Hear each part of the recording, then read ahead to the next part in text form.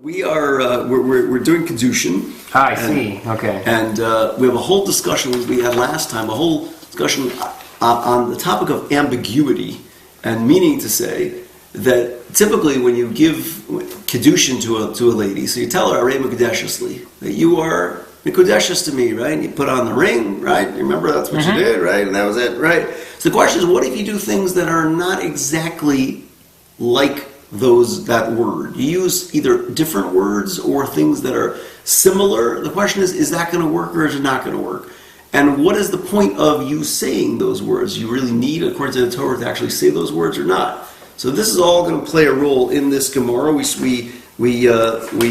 discussed last time we met, on the topic, but it was a different piece. So this time we're going to do this piece, which is a very nice, little portion of this whole ambiguity sugya, I call it, which is a portion of the Talmud. So first we start off with a number of different phrases, right? So it starts off. It says, so Tana Rabbana, right? So Harei at Ishti. Right? If you come to this lady and you tell her, listen, you are my wife, right? Meaning, as opposed to saying, again, remember our phrase that we were supposed to say is Arei Mekudeshesli. So it's at, it's you? Right. Okay. At is you. You, right. Ishti. My wife. My wife. So that sounds kind of like, that would be a... Right. Sounds a little bit like Tarzan, when Tarzan would say to, you are my...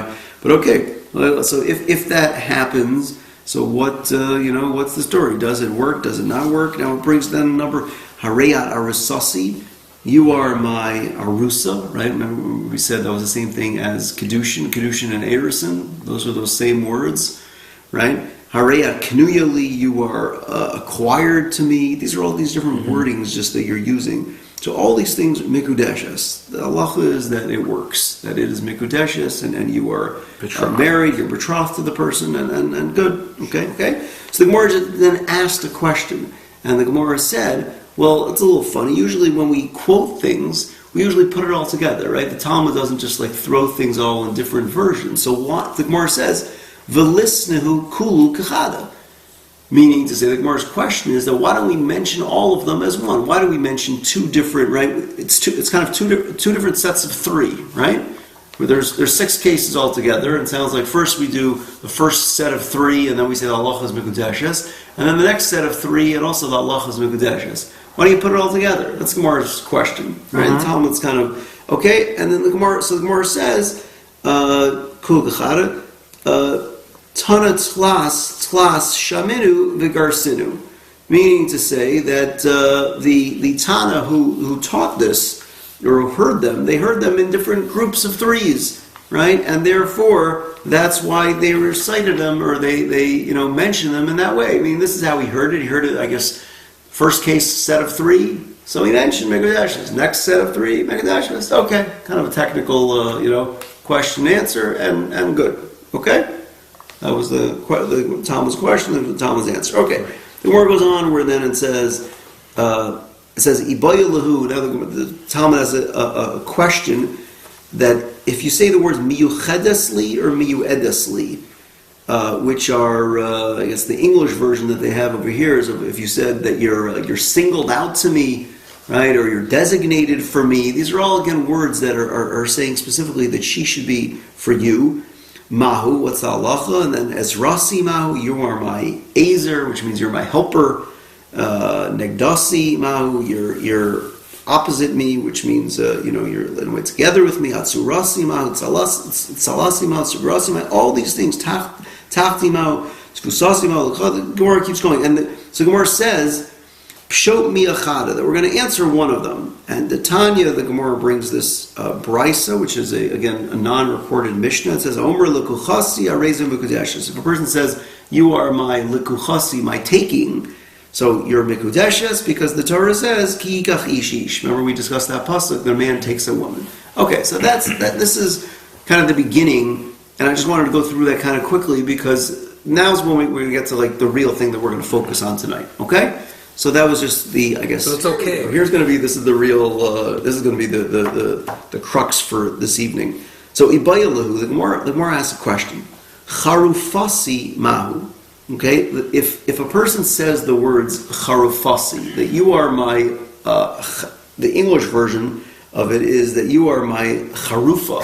Now, it's not what the idea behind it, I think, as he explains over here, is that this is a word that's to do with being like designated or singled out. That you're the person who's singled out to me. Mm-hmm. Right? I think he brings that down on the bottom of the Art Scroll version over there. So the question is, what's the story with that? Does that work or not? Okay, this is going to be, so if you say that wording of charufasi, that you are my designated lady in a way, like, so what's the deal? Does that work? So here now the Gemara is going to begin.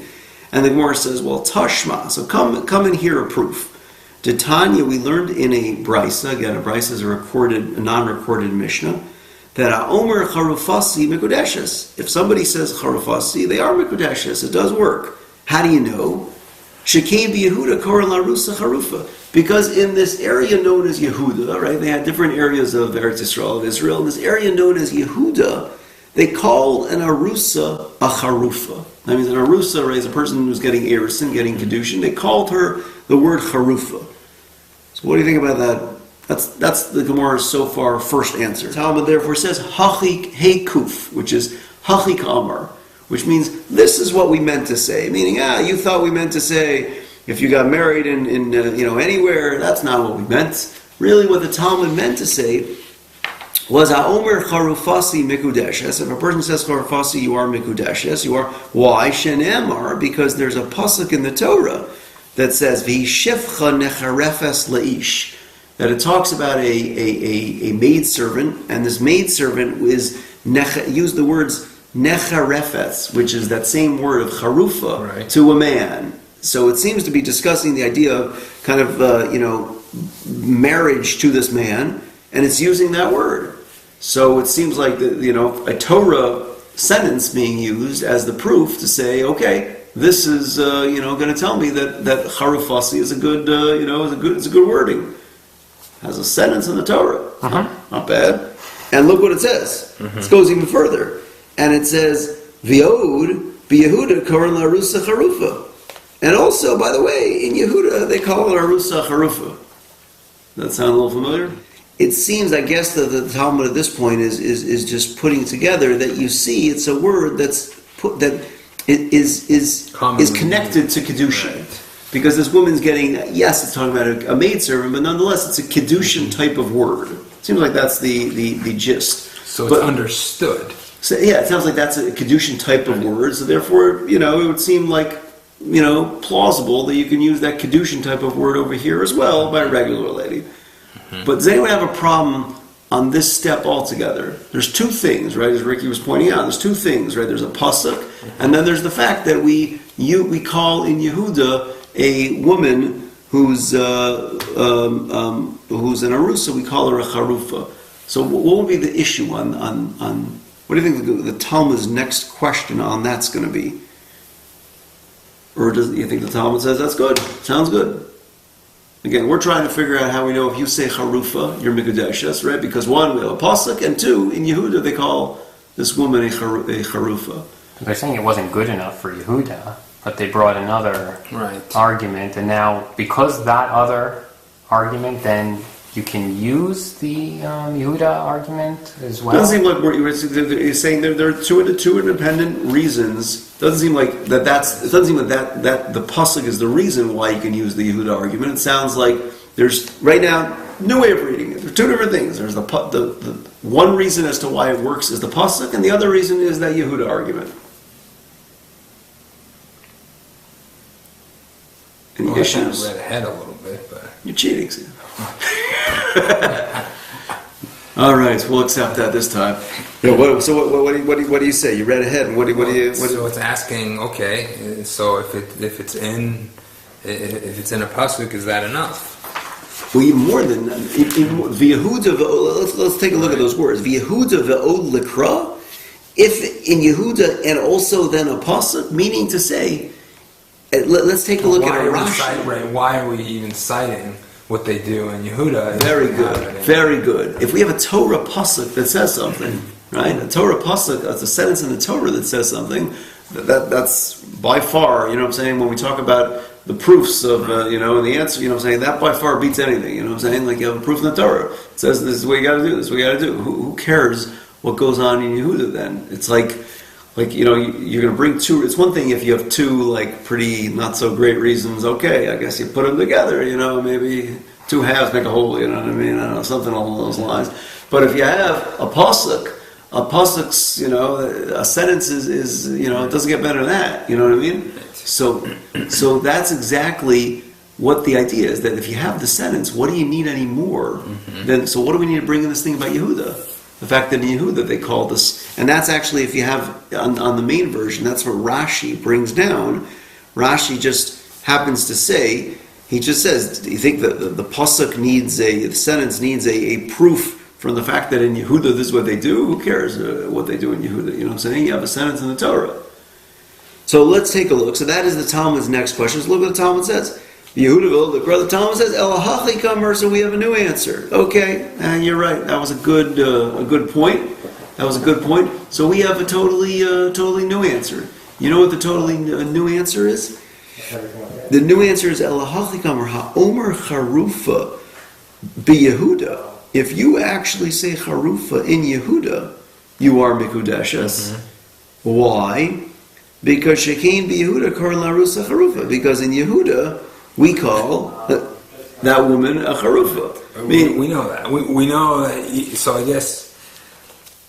So I guess if you take away the reasoning of it being in a pasuk, it still works in Yehuda. So it sounds like what happened. It sounds like a little interesting with the back and forth as to what happened over here, right? Meaning first, there were three different steps over here. Step one, right, seemed to be, right, so Ricky, we just said now the main answer was that if you say charufa only in Yehuda, you are mikudeshes, because in Yehuda they call an arusa charufa.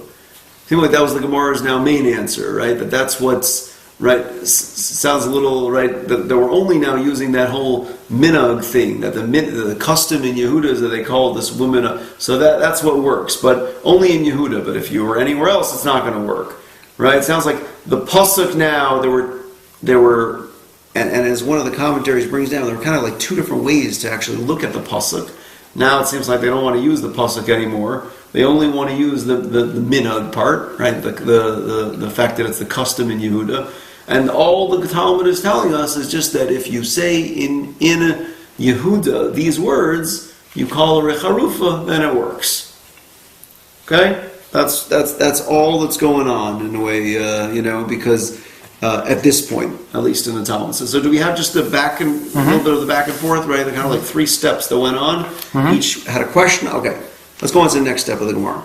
The Gemara now says, "B'mai askinan," which means what are we talking about? Meaning to say, we're kind of going back. Remember when we asked up on top those words miyuchedesli and miyuedesli? If you told a woman that you're like designated to me.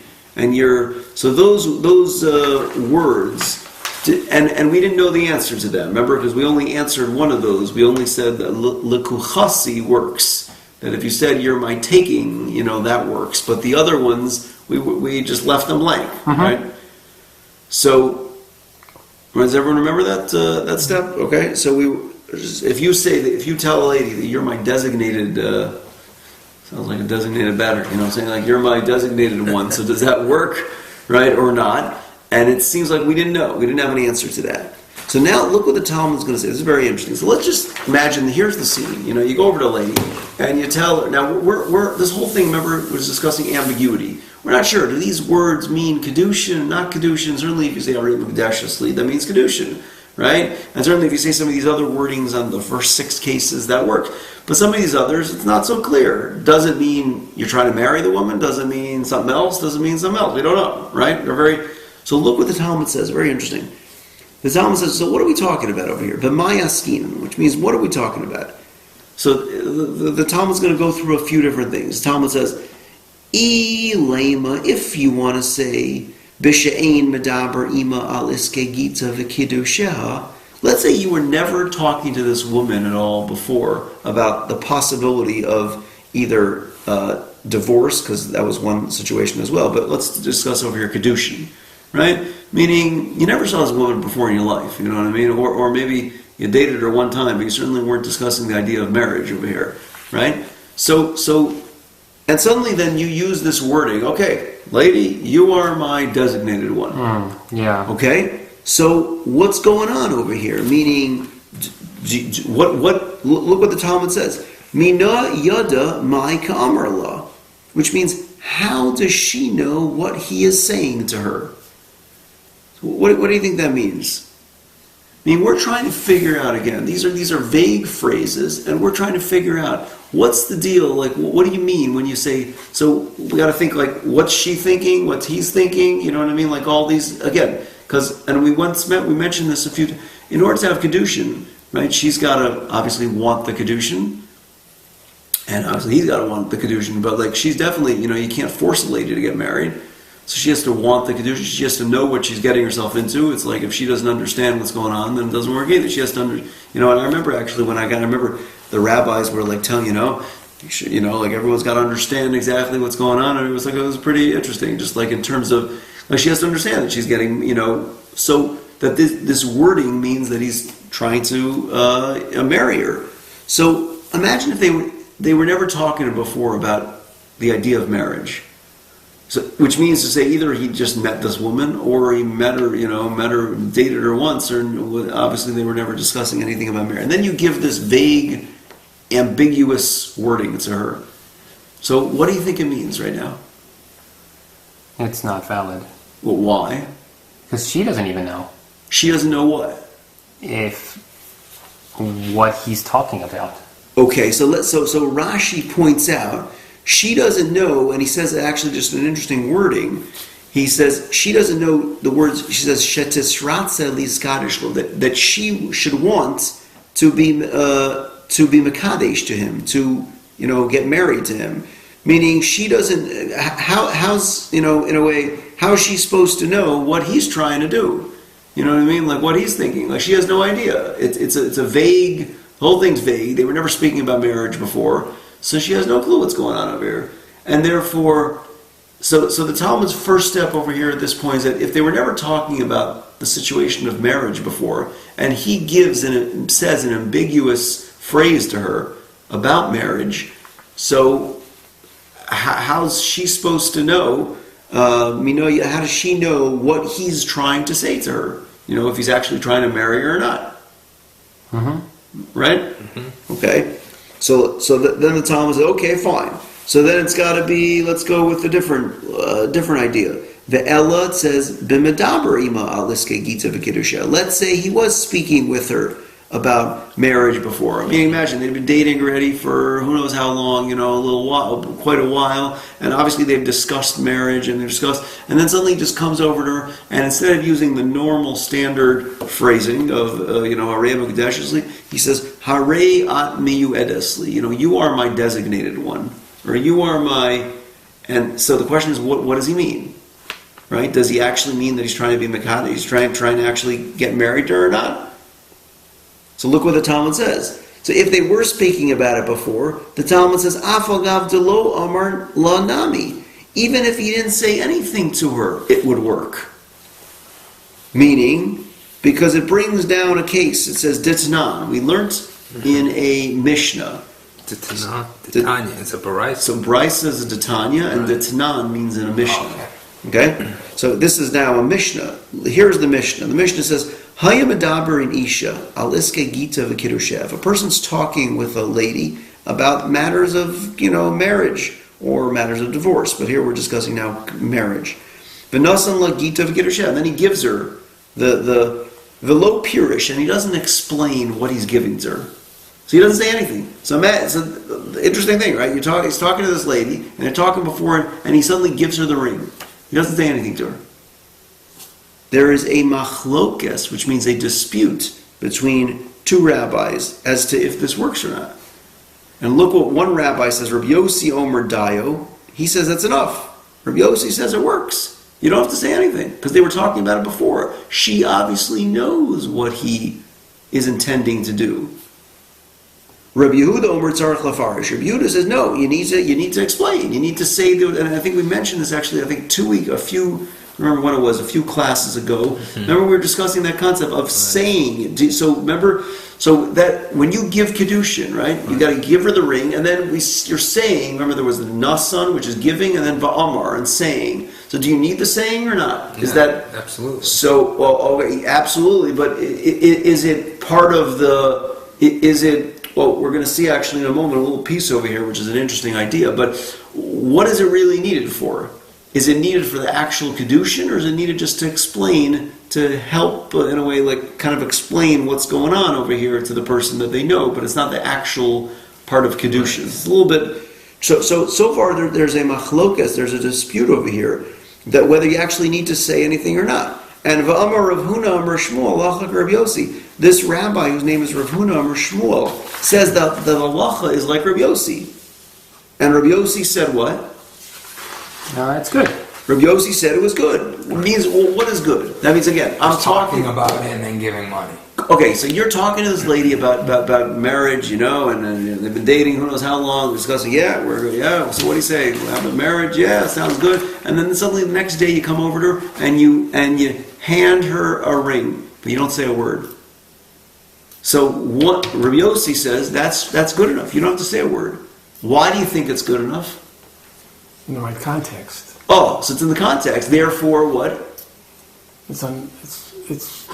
She understands what's going on. Very good. They both have to understand. Right. So meaning, because we were saying, right, he definitely understands because he's giving it to her, and she understands what's going on. She's being prepared. Oh, she's being prepared. Oh, what about saying anything? Apparently, what would Rabbi Yossi hold? He would hold that I guess you don't need to. Meaning, whoever said you need to say anything, right? He would say saying something only helps to make sure that the understanding is there. That's the purpose of it. Right? The purpose is fulfilled already. Oh, meaning, what is the point of saying something? Is the point of saying something that just makes it that then the person, which is the lady here, understands what is going on? Or is the point of saying something an actual part of Kiddushin, which is necessary? Everyone hear this? It's a major difference, right? Meaning, no, I think it's you have to have the saying for Kiddushin to be valid. So interesting that you're saying that. It sounds kind of like you're arguing on Rav Yossi. Yeah, you can. I'm not saying you're. Well, you can hide behind Rav Yehuda. I'm arguing under Rav Yehuda. No, Rav Yehuda says you need to say. Right, that's what I'm saying. So you agree with Rav Yehuda? Yeah, I agree with Rav Yehuda. Yes. I think the same thing. You have to say. It's very important, so you want to make your intentions clear. You want to make your intentions clear. Okay, well, Yossi would probably say, listen, I think it's pretty clear, imagine the scene, right? Meaning, you're talking for weeks, you've been dating who knows how long, and you say, so we're going to get married, right? Where do you want to get married? Marina Del Rey sounds good to me, or who knows what, right? This place sounds good to me, right? See, Doug, Sam, do you know Marina Del Rey? It's in Los Angeles. Well, there's one in Los Angeles, but I'm just thinking of the one in New York. But there's one in Los Angeles also, right? Yeah. I was once there for a wedding, not my own, but once there, wow, it's a nice place. Anyway, so right on the water. The truth is, for New York, that's like a big, for here it's not a big deal. Anything's on the water, you know what I mean? But like, I guess for this. But imagine, you're talking, and then suddenly the next day you come, oh, there, here's the ring, What do you think you mean? To give her a cracker job, saying like, well, of course that's what you mean. Right. Saying like, what, do you think it's not understood that's what you mean? I guess in that context, but there are other Ricky contexts. wants to make sure it's very clear, right? Yeah. You want to make sure it's very, very, no issues. There are other contexts where you think you talked about it, but maybe you were talking about it, and then the next day she's still vague. No, but he could be vague. But this is talking about where you were speaking about it before. You were literally, and then you come and you give this How vague. much is before? A day? Okay, so that's a valid point. Meaning, what does it mean, Haimadaber Ima, that you were speaking with, or what does that mean? Does that mean you were, the day before? Does that mean an hour before? Does that mean? Yeah, it's not like we're transacting a lawnmower here. I mean, this is a pretty big deal, right? That's true. That's true. That's true. No, I hear what you're saying. I want to share just with you two different things. I'll just share it with you as to how he says These two, right? Meaning, we're just looking at this machlokas over here, this dispute, which is just an interesting dispute, right? Do you need to say it or not, right? And the question is like, what's the logic between the two people, right? So Doug was pointing out, right? I mean, it's just a point of understanding. She needs to understand. So she, according to Rabbi Yehuda, according to Rabbi Yossi, she understands because obviously they were talking about it before. That's enough of an understanding, Okay, do you need to say anything? So the first one, I keep getting confused. Rabbi Yossi is going to say, no, you don't need to say anything. You just need, the saying is only to make sure that she understands. Rabbi Yehuda is going to say, no, I don't agree with that. You really need to say. Say is very, right? So I just want to share with you one little point over here that he's got like many different versions. And here's another argument too. I mean, if there is... going back in the Gemara, I mean, if there is a pasuk in the Torah that points out that certain key words work, then if there weren't words that had to be said, then why would there ever be a halacha from the Torah, from the Torah scriptures, trumps right? That would say these are, certain words work. There are no, it doesn't say certain. All it says, the Torah says ki. No, going back to in Yehuda, when it stated, you were designated to me, or you were the designated one, right? Well, it says, it was asking, does that version work? It wasn't, and then it brought a proof. It said, because in Yehuda they call an arusa a harufa. The other proof was that it's in Scripture. It was in the pasuk. Right. So the argument can be, if there's a halacha that's from the pasuk that says that if saying words was not required, then it wouldn't be found in the pasuk. Any saying wouldn't be coming from this pasuk. True, but that's not real. The pasuk doesn't say that saying is required. The pasuk says saying these words works. Well, no, it says that a charufa. That if it says that this maidservant is, and it uses the words necharefes leish, and which is the same, is designated to a man. That's all it said. It doesn't say that. That one version of the Talmud was saying, okay, you see, there's a pasuk in the Torah, but then we see there's a later version that's it's not so clear what that pasuk's referring to. I mean, there's two different ways of reading so it's not. So you can't use that as a proof. Yeah, you can't use that as a proof for yourself to say now over here. You're right. I mean, you hear that, right? So let me just read you two different things which are just very interesting. One thing he says is exactly what Doug was saying. I was trying to the rabbis and you. No, that's good. I'm saying that's good. No, that's very good, right? One thing is literally exactly as Doug was saying. That the question is, right, what's the point of what's called the Amira, which is the saying? I mean, what do you have to say this thing of, is the whole point that she just needs to, it shows us that he wants to be Mekadesh her, that he wants to marry her, right? That shows us that he wants, and then I guess she would then understand that point. So he says, well, if that's the case, the fact that he was speaking to her before, that's enough of a intent or enough of a point to show obviously he wants to marry her, right? Because he was speaking to her before.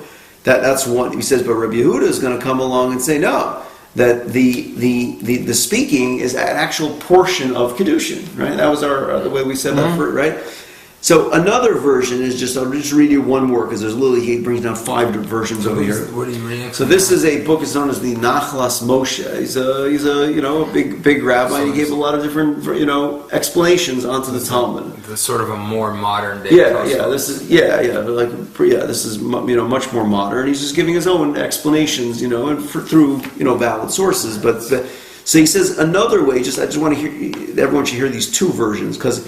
He says another way is that you might want to say that everyone's going to agree that the Amira, which is the word, the speaking, is a portion of the Kiddushin. The only issue is, he says, that if you were speaking to her before, does that count as what's called a dibur?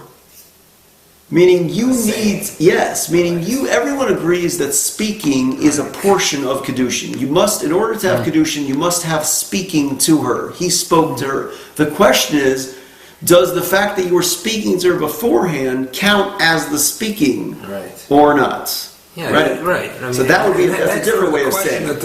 It's actually the same question that's in that is the question that Talmud is really asking.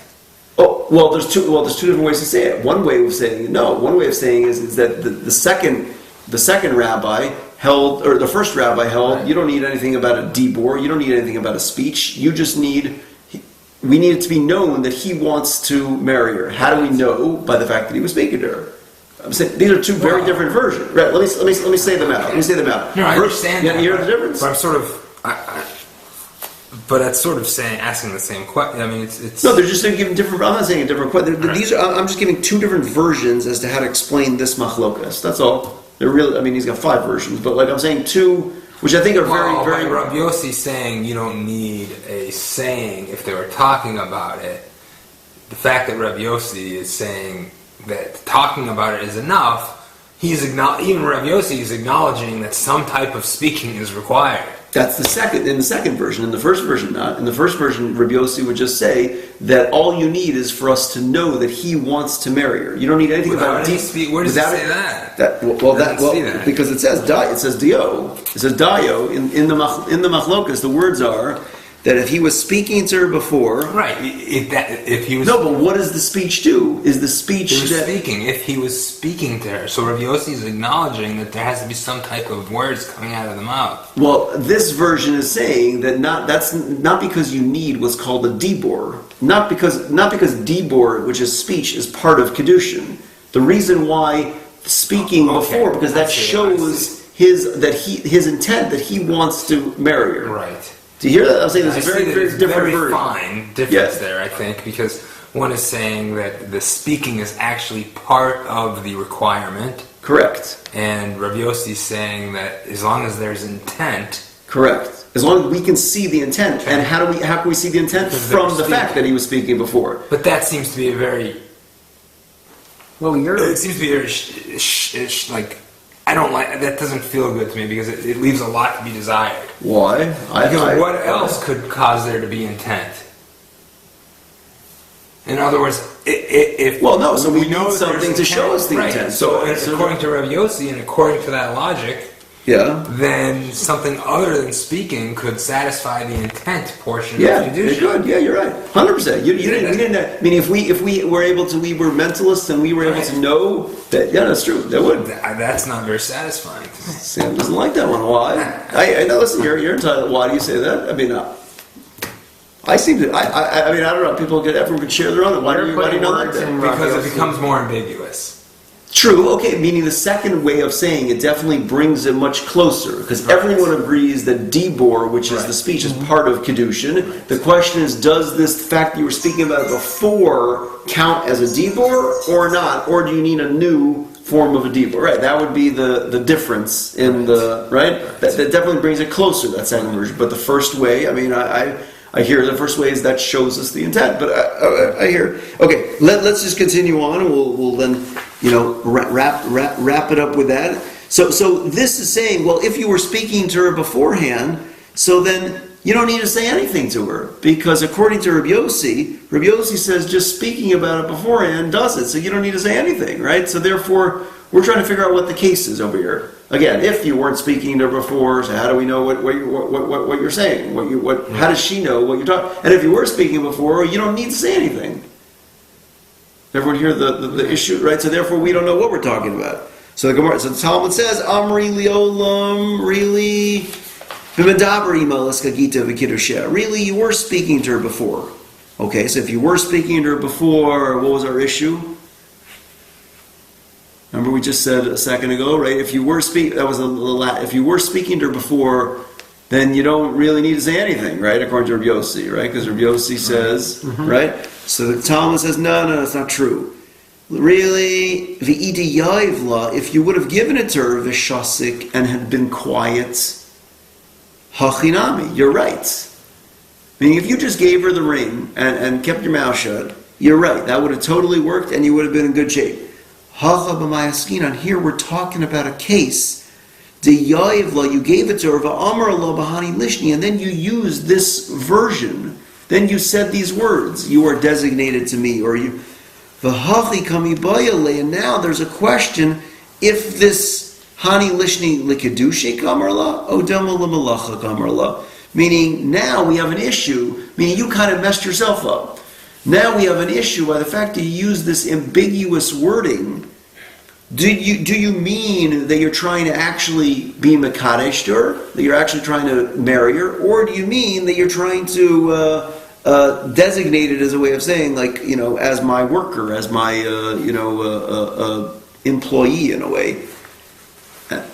Meaning, in the word, what's the ambiguous word? The biggest words is you're my designated one. That's it. Okay. So let's get clear what he's saying. I mean, it sounds like he's saying, if you would have just come along, you're speaking to the woman before about Kiddushin, right? You're talking about Kiddushin, everything's all... So according to Rabbi Yossi, if you then give her the ring, does it work or not? Yes. Yes. Do you need to say anything?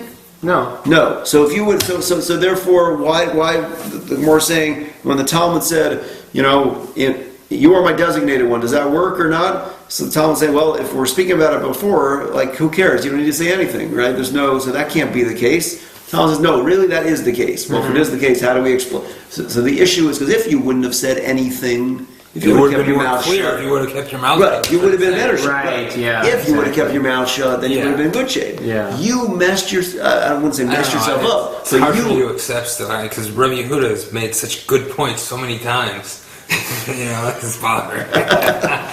Maybe it's a different review. But let's just hear what he's saying. Meaning, because now the fact that you came along and now you said this ambiguous wording, now you kind of messed yourself up. You put yourself in a bad, because now it's not so clear if you want it specifically for Kiddushin or for some other purposes. Yeah, right. And now, so the Gemara leaves off as what's called a teku, which is a very interesting thing. The Gemara doesn't know.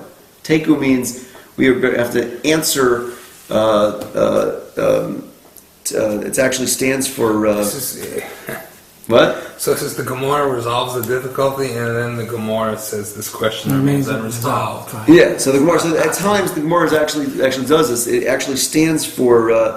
1 second. Trying to remember 1 second. It stands for Tishbi.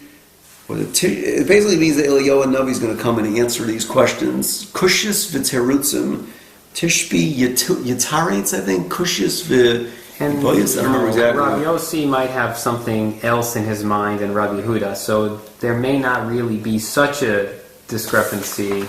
We just don't know between who and who.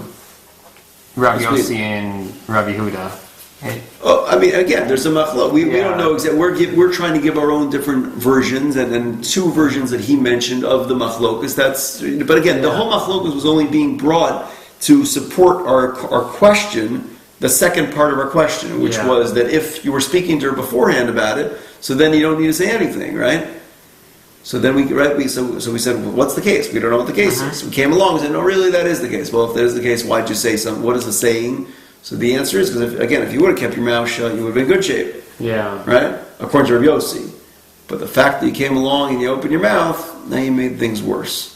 And now it's not clear what you mean. Do you mean when you're saying this wording of, this ambiguous wording of your designated to me, or do you mean to marry her, or do you mean something else? You seem like you have a question, Sam. You seem like I can tell you. Heard that book, Men Are From Mars, Women Are From Venus? This is where it came from. So here you go. Difficulty in the two sexes communicating. That's true. But so do we have? Let's just wrap up and get I guess a just overall summary, and we'll leave it then at that, unless anyone has any further questions. Again, the Talmud. So what's the halacha?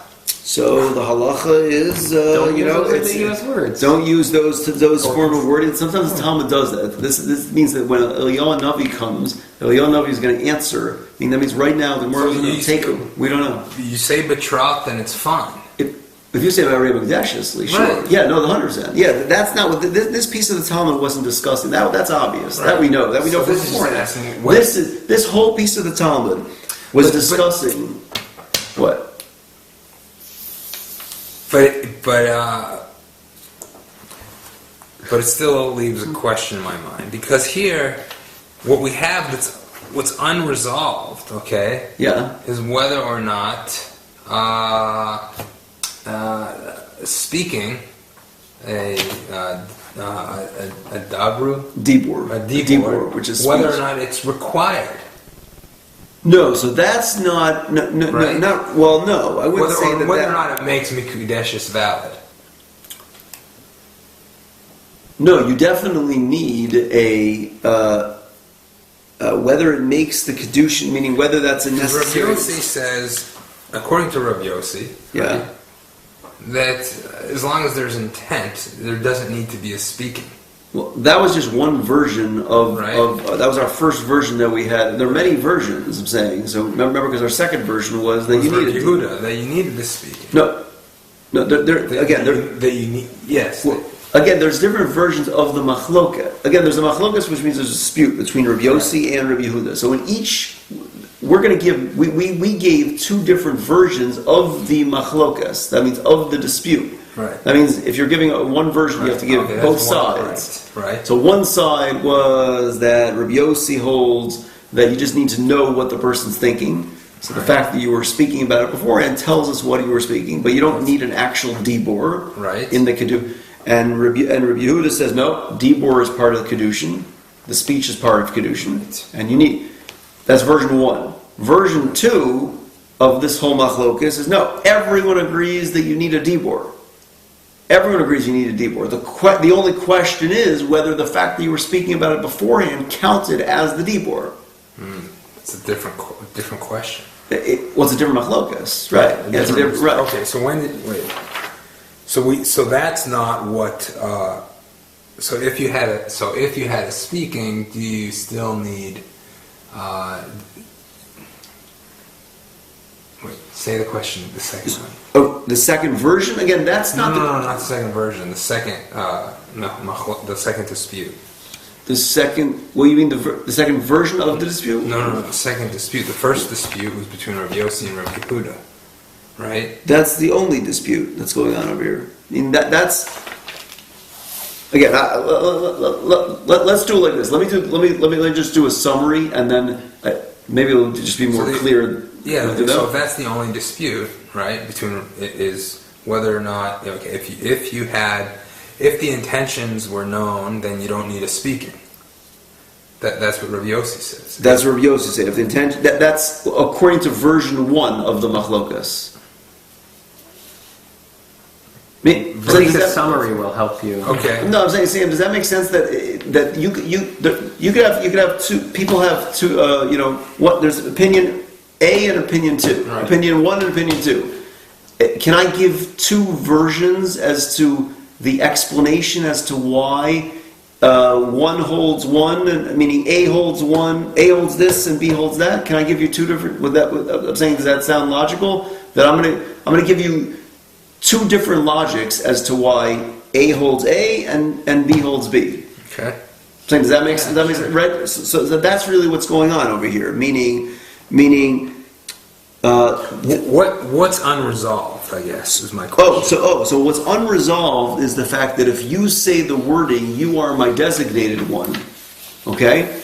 Right. You go over to a lady and you tell her, "You are my designated one." So even if you're speaking about it beforehand, right. or when in a situation when you are speaking about it beforehand, because that was the case. So you were speaking about it beforehand, and then suddenly you go over to your teller, "You are my designated one." Right. Does that count? Are you mikudeshes or not? That's what's unresolved. Right. Okay. Why? Because we're not sure. Do you meaning because if you hadn't said anything, then it would be good. Mm-hmm. If you were just speaking about it before and you didn't say "You're my designated one," then you would have been good. But you messed yourself up by the fact that you now came along and said "You are my designated one." So now we're not clear if it right. That's the only thing that's unresolved. That's the only thing. Everything. So whether or not you need a speaking. That's not what's right. That's not what. So we're in agreement that you have to have some kind of speaking.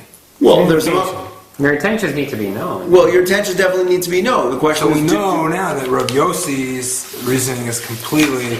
We don't follow Rav Yossi at all. No. Meaning this machlokas wasn't. This is a separate. See, this machlokas wasn't the main part of the Gemara. This was just brought in as a proof to support the question. Do you get that? The only reason why we brought this in, right, was as a support of our question that if you're speaking about it beforehand, then even if you don't say anything, it works. Right, and then we brought down that machlokas, but that machlokas wasn't the main part. We didn't bring that. So they happen to have a dispute by this whether speech is what is needed or what. It seems like we're not resolving that point right now. What is the halacha? I don't know exactly. We're not yet resolving. We have different versions of how to say that machlokas, but we're not resolving that point. That wasn't the point of our Gemara. The point of our Gemara was to bring that as a support, and then what's being unresolved is just the fact that if you were speaking to her before and then you said you were my designated one, so does that work or not? That's the only thing. That's the only thing that's unresolved. So that's a very fine issue. Yeah, very fine. Let's issue. Right. Be a problem, but. Right. So let's say this out as a summary, and then again, if there's still any, let's see if we can get a little more clarity, I guess, in that. We started off by doing what? By bringing down a number of different versions. So why even use that word? Which word? Miyuedisli? You were designated. We're saying if a person, the Talmud brings down all. I mean, that's the Talmud. The Talmud. I mean, sometimes we look at the Talmud and we say like, why would you do something like that? Well, because we're saying what the Talmud discusses like all different types of things, and it's all it's all for learning purposes, and it's all for. It could be if a person is this very practical? I don't know of any situation necessarily. I don't know. I'll tell you one thing. When I got married, I made sure I knew what I was talking about. Now you're saying why would you use that word? But without learning this Gemara, we wouldn't say why would you not use that word. So there's a good point. It could be right. Meaning we don't. But that's why Talmud is because the Talmud is bringing out all the different possibilities, all different what happens in each. You know what I'm saying? That's the Talmud isn't here to say, okay, what's the bottom line halacha? That's why we have the halacha to do that. So let's just get again. The summary was we had our 6 cases we started off with. They were the for sure good cases. Then we had a number of cases that were all uncertain. The Talmud was just asking, do they work or did not work? We didn't know. We didn't say any. We left it blank, and we just brought down one. We said lekuchasi does work. We said we can answer that one, but the rest. So then we said, okay, we got another issue. This wording charufasi, a very interesting wording. If you say that, does it work or not? So we started off and we said, well, I think it should work, because in Yehuda, I think they call, it's like the guy in Chicago, uses soda pop, so if you use it anywhere, that should work. So the Talmud right away came along, what if you're in another part of the world, Yehuda isn't like the rove of the world, meaning most of the people in the world. So who cares if you're in, if you're in another part of the world, the fact that they use in Yehuda, why is that? So therefore the Talmud said, no, really what we meant to say is that there's a pasuk that supports this, and the fact that in Yehuda, right, and the fact that in Yehuda they called it the Arusa Charufa. So what we can take from this is in Yehuda there may be a bunch of unmarried people running around. Because in Yehuda again the final version. Remember, in Yehuda does work, right? Oh, Yehuda is one that works. That was that third situation when remember Elahachi Kamer in Yehuda really does work. If you get married in Yehuda and you say Charufa, it works. Why? Because in Yehuda they call it Rusa Charufa. But you have for it to work. It has for that wording to work. You have to be married in Yehuda. Then. Correct. Right. Because if you're going to be right, exactly. Right, and onto that, just that second step, right? We had a question. We said, well, if you have a pasuk, right? What do you need? The point in Yehuda, right? That's who needs that as a support.